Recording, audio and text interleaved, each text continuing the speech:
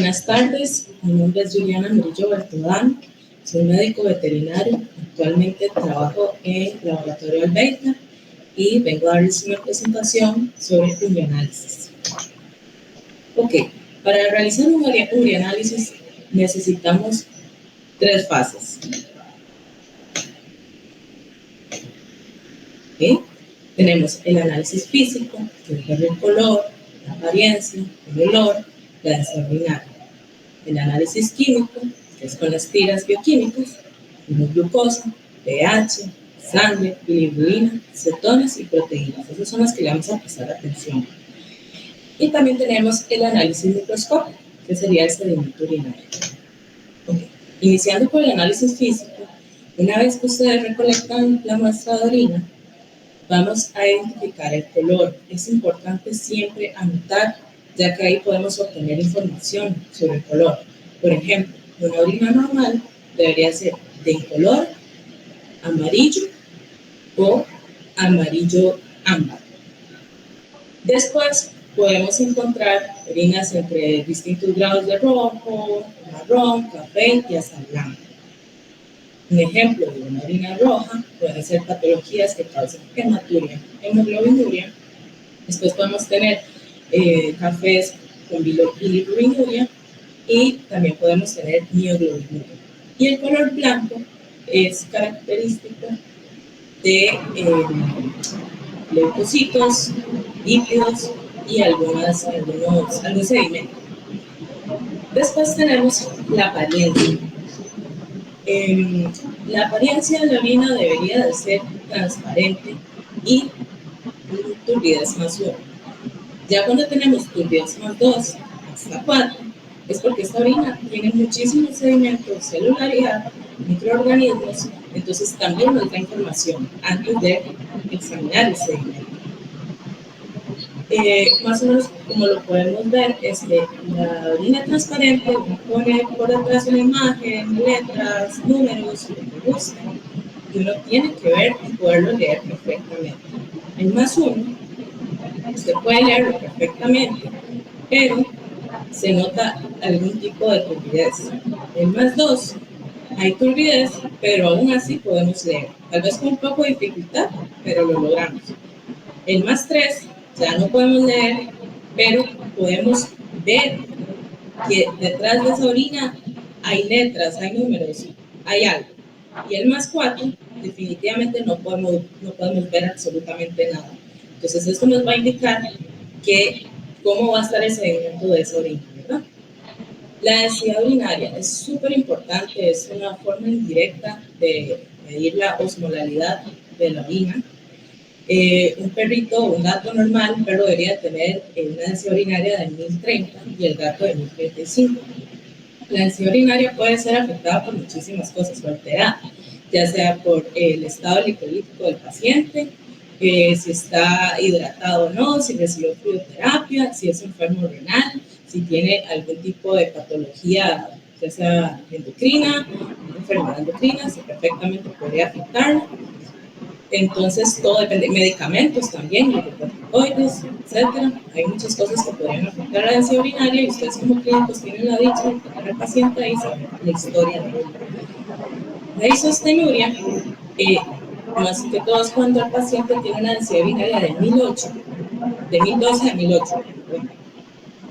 Y la hipostenuria por debajo de 1007. En estos casos siempre es importante, obviamente, prestar la atención, es una alerta, y después empezar a diagnosticar enfermedades que puedan provocar poliuria y polidipsia. Siempre hay que investigar un poquito más. Perdón. Ok, empezamos con la tira. Esta tira química, no importa si utilizamos de uso veterinario o de uso humano, nada más que le vamos a prestar atención a los siguientes componentes que les voy a presentar en este momento. La tira bioquímica trabaja con colorimétrico y cada almohadita de estas va a reaccionar según las sustancias que queramos observar. Por ejemplo, vamos a empezar con el pH urinario. El pH urinario, el rango que mide la tirita es de 5 a 9. y un pH normal en un paciente de 5.5 a 7. El pH urinario se puede ver afectado también por dieta.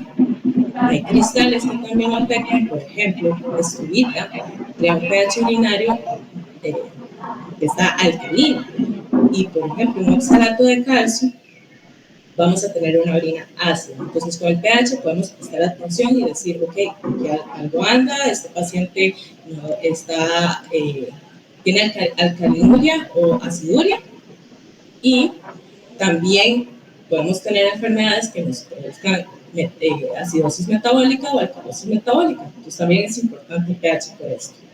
Una dieta, la dieta también puede afectar, por ejemplo, dietas altas en proteína acidifican la orina. Entonces, todo vamos a crear como un conjunto, ¿verdad? Para poder diagnosticar mejor a nuestro paciente con un simple urianálisis. También una orina alcalina puede afectar nuestro sedimento, como por ejemplo una orina alcalina destruye los glóbulos rojos, destruye los leucocitos y también provoca sedimento.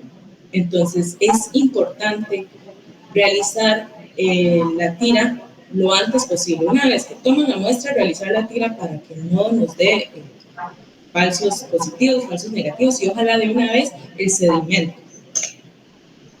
En teoría, según la literatura, se debe examinar el análisis tenemos una hora de tiempo para examinarlo para que no hayan alteraciones. Análisis químico, bueno, tenemos la glucosa, otra almohadilla de la tira que es muy importante. La glucosuria, podemos tener infinidad de patologías que nos puedan provocar glucosuria, por ejemplo, pancreatitis, hiperadrenocorticismo, feocromocytomas. El estrés es súper importante. En gatos, un gato estresado va a provocar glucosuria. Y no se asuste, porque siempre pasa. 1+1, 1+2 es común en gatos que pelearon antes de la toma de muestra. En ese caso lo tomamos como una glucosuria transitoria. Ya tenemos 1+3, 1+4 de glucosuria, ahí sí hay que empezar a diagnosticar o descartar una diabetes mellitus, ¿verdad? Que es como número 1 que provoca glucosuria en pacientes. La glucosa se puede ver afectada, esta almohadilla se puede ver afectada si el tubito estuvo en contacto con hipoclorito, con cloro, con peróxido de hidrógeno. Y también vamos a hablar un poco sobre el rango.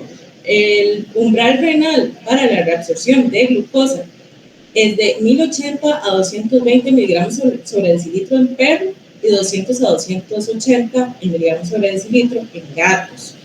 La tira puede medir en trazas 100 miligramos sobre decilitro hasta 1000. Entonces hay que prestar atención el +1, el +2, el +3, el +4, ¿verdad? Eso va a indicar todo qué tanta glucosuria vamos a tener. La bilirrubina.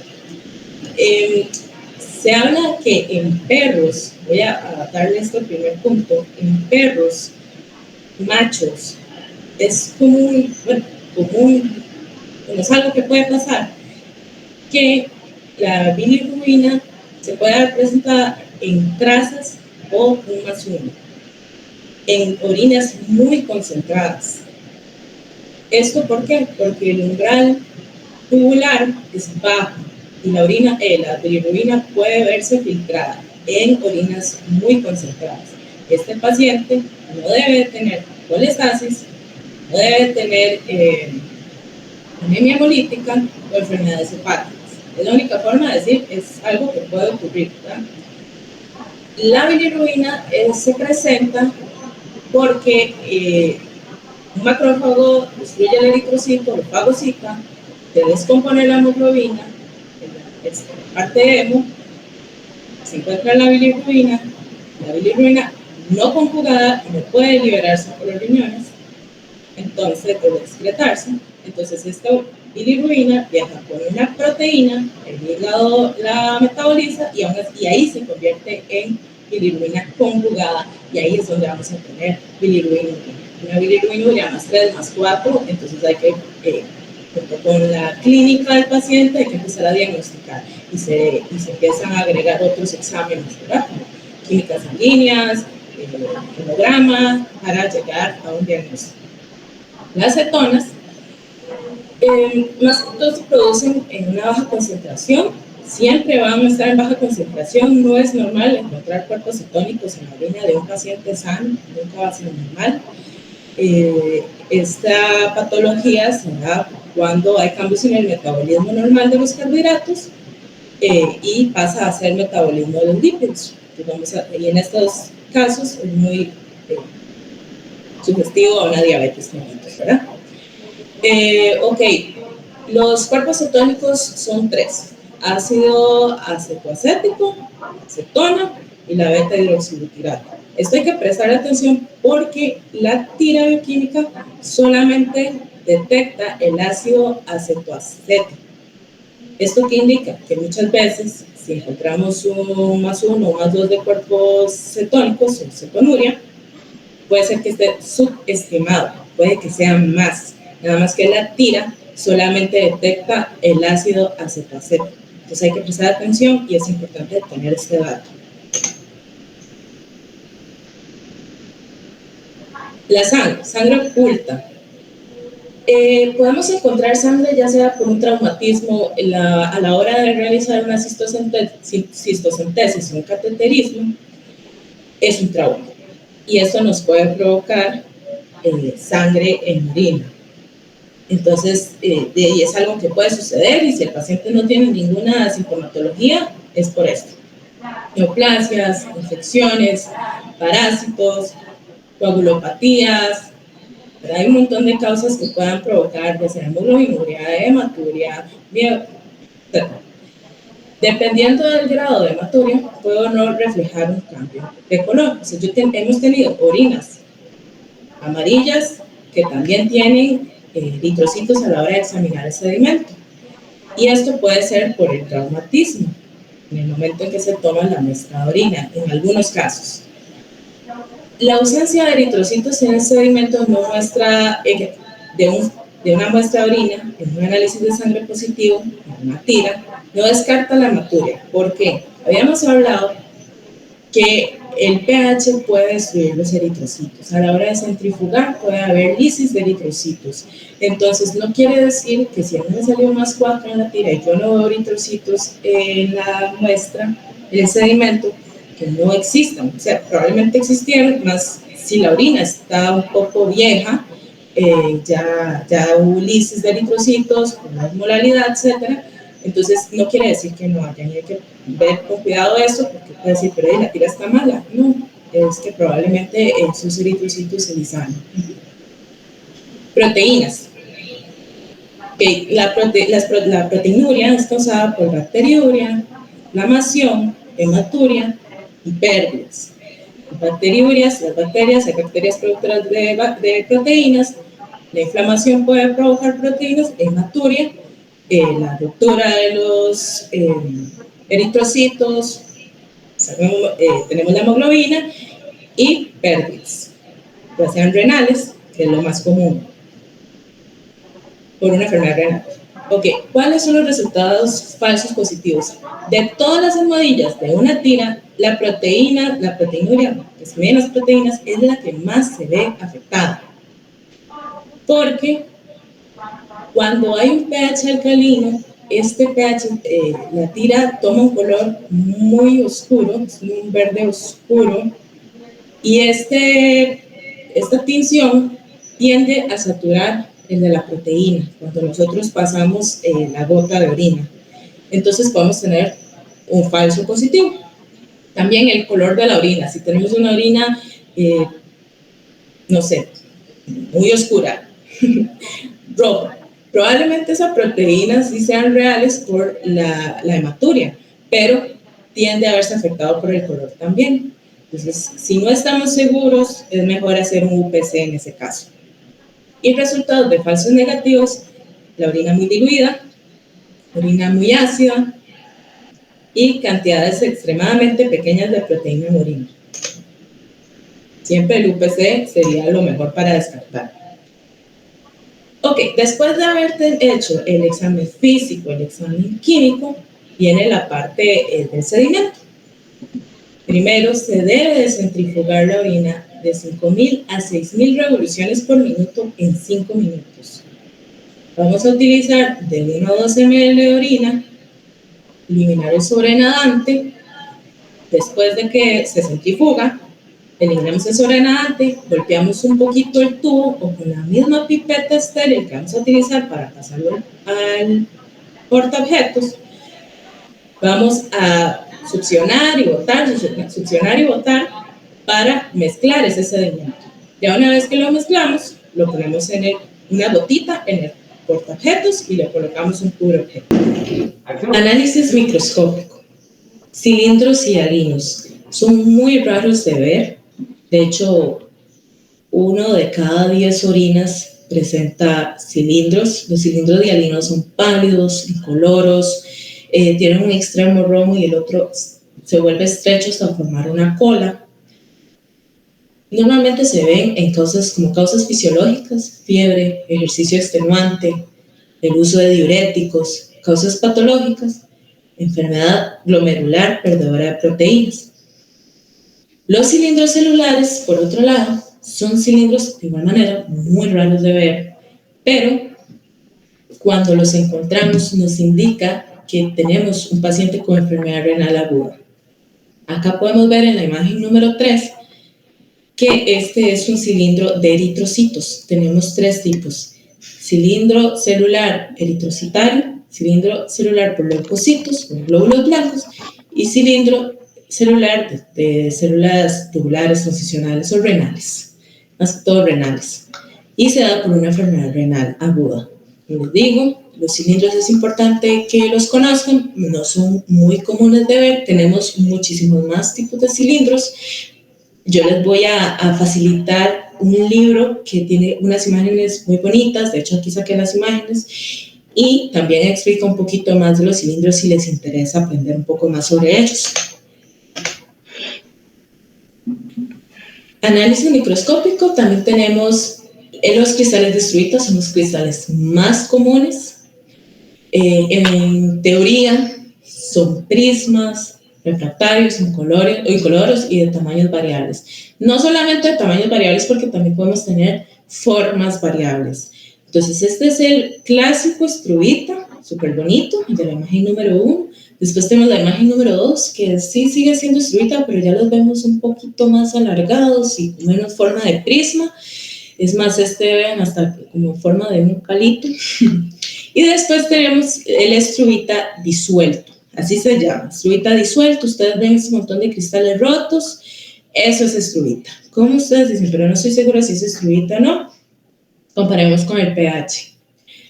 Struita no siempre está en pH alcalino, de hecho puede estar en pH neutro, pero casi siempre está en pH alcalino. Entonces, si ustedes tienen un pH alcalino y encuentran estos cristales, es Struita.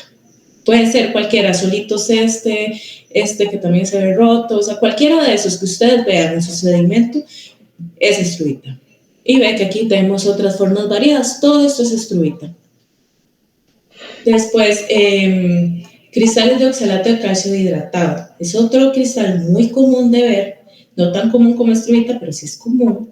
Tiene una forma de octaedros, incoloros, que parecen cuadrados o ligeramente rectangulares y tienen una X. Se llama la cruz de Malta, así le llaman.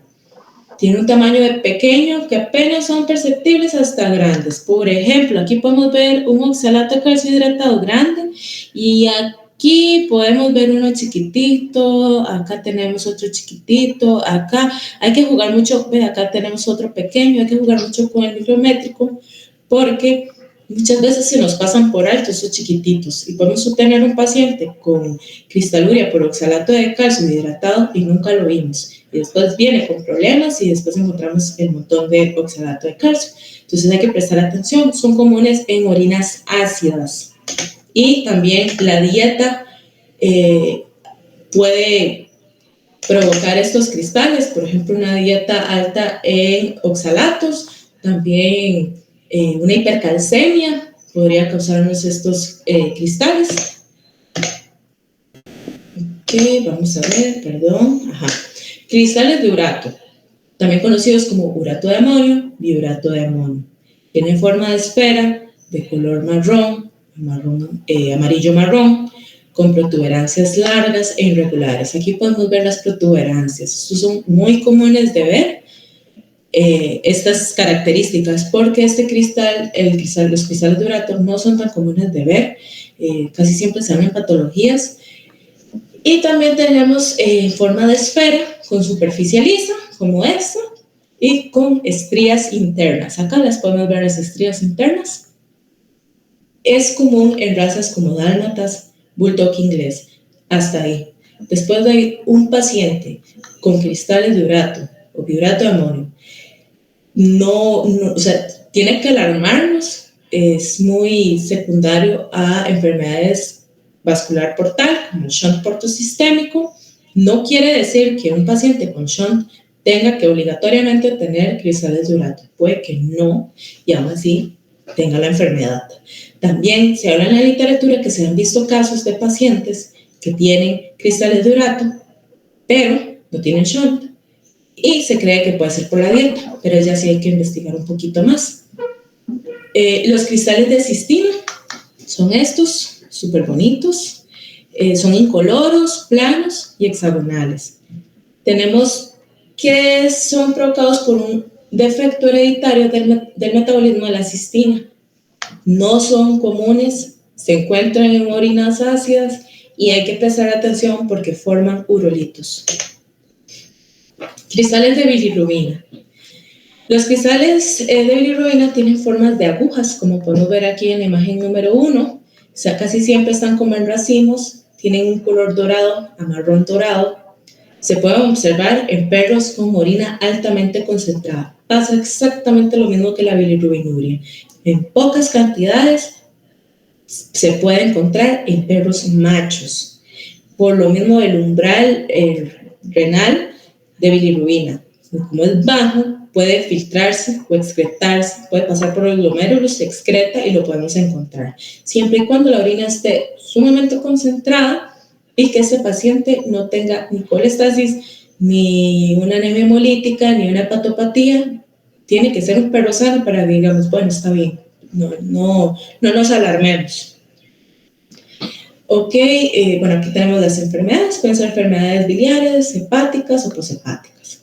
Los cristales de sulfas están relacionados con tratamientos como ampicilinas y sulfas. Son estos que tienen forma como de lacito, son muy bonitos. De hecho, yo tengo una foto al final de la presentación donde en un caso que yo vi salieron unos y tengo un año y resto de trabajar en Albeitar y nunca he visto o sea, un doctor que los encuentre. O sea, obviamente en años atrás sí, pero son muy raros de ver, en realidad no son comunes, y es la importancia de la anamnesis y la historia clínica del paciente para podernos guiar un poco más.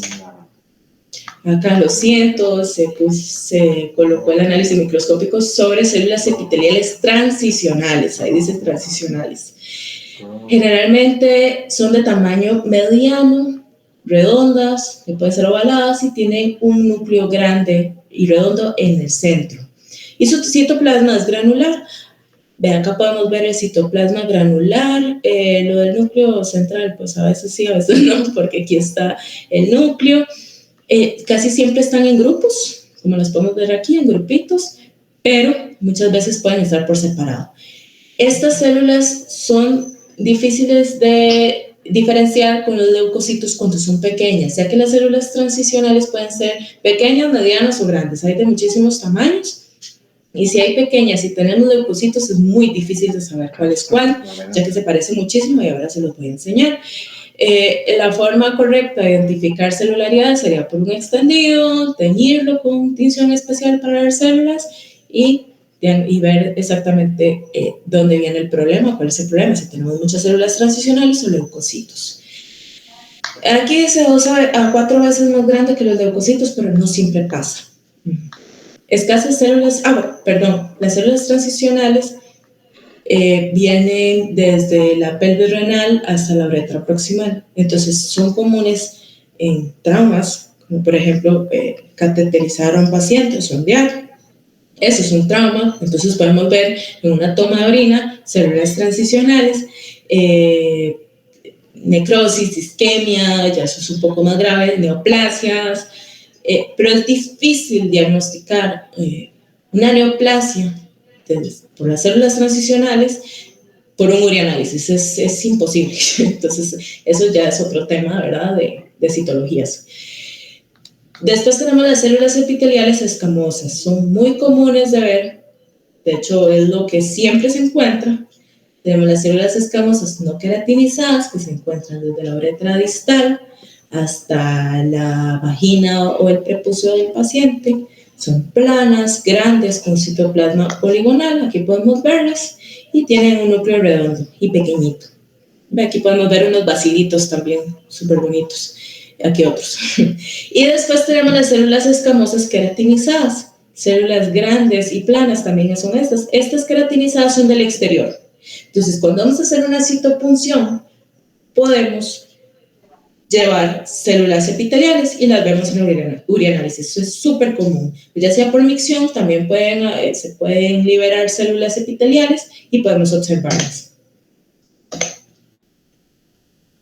Leucocitos. Ahorita hablamos un poquito sobre diferenciarlos con las células transicionales, de lo que les comentaba. Son esféricos, incoloros, con su citoplasma que tiene una apariencia granulosa, lo mismo que las células transicionales. Ocasionalmente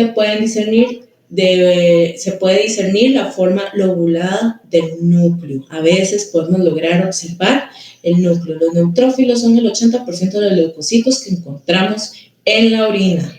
Y generalmente están presentes como células individuales. Entonces acá podemos ver un leucocito, otro, acá, vean lo que les estaba hablando de que cuesta diferenciarlos. Esto es una célula transicional, esto también, vea el tamaño, y esto es un leucocito. Acá tenemos otro. Se les conocen como células de brillo, porque cuando jugamos con el micrométrico, ellas normalmente crean un brillo, y es una forma muy sencilla de identificarlos. Yo les voy a enseñar eso para que sepan, y esos son los eritrocitos. Entonces, si ustedes ven, es como una célula transicional, pero pequeña. Y acá tenemos otros. Aquí tenemos en las flechitas punteadas un leucocito, otro leucocito, otro leucocito. Tenemos eritrocitos y esos son células epiteliales. Después tenemos eritrocitos. La morfología de los eritrocitos varía según la osmolaridad de la orina. En orinas muy concentradas vamos a tener eritrocitos crenados. ¿Por qué? Porque ellos pierden líquido gracias a esta orina concentrada y van a tomar esta forma. Por ejemplo, aquí donde les estoy señalando, eso es un eritrocito crenado. Tienen estas proyecciones en el borde. Tenemos un montón de eritrocitos crenados. Después tenemos eritrocitos normales con su forma normal. Por ejemplo, acá está señalando esta flechita azul, celeste. Y después tenemos los eritrocitos rotos. Por ejemplo, este está roto. ¿Qué pasa con esos eritrocitos rotos? No todos el componente del eritrocito sale a la luz porque está roto. Vamos a tener eritrocitos fantasmas. A los eritrocitos rotos terminan siendo eritrocitos fantasmas. ¿Cómo puedo identificar un eritrocito fantasma? Aquí tengo uno. Solo se ve el borde. Y aquí tengo otro. Esto es común de ver. Para que sepan, son eritrocitos. ¿Ok? La forma normal de ellos son discos pequeños, pálidos, redondos, bicóncavos, lo mismo que siempre. Y bueno, estas son las imágenes que les iba a enseñar. Bueno, aquí tenemos cristales de struvita y aquí están los cristales de sulfa. Vean, súper lindos, en forma como de lazo, les digo yo.